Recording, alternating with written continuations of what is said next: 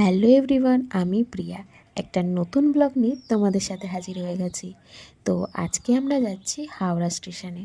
হাওড়া স্টেশনে যেতে আমাদের বাড়ি থেকে অনেকগুলো রাস্তা থাকলেও আমার কাছে এই ফেরির রাস্তাটা বেস্ট লাগে। তো আমরা আস্তে আস্তে একটা ফেরি তো চলে গেছে, এবার নেক্সট ফেরির জন্য আমরা ওয়েট করছি। এখানে অবশ্য ফেরি 10 মিনিট পর পরই থাকে, বেশি একটা লেট হয় না। তো এবার দাঁড়িয়ে রয়েছে, দেখতে দেখতে আমাদের ফেরিটাও চলে এসছে। এবার তাও দেখছি প্রচুর ভিড় চলে এসে। ভাবলাম এত ভিড়ে ঠেলাঠেলি করে না উঠে সবাই উঠুক, লাস্টে গিয়ে উঠবো। তো এখানে আমি একটা সিট পেয়ে গেছি বসার, আমি বসে পড়েছি। আর এদিকে মাকে খুঁজছি, দেখি মা পেছনে বসছে আর বাবা বসছে ওই দূরে।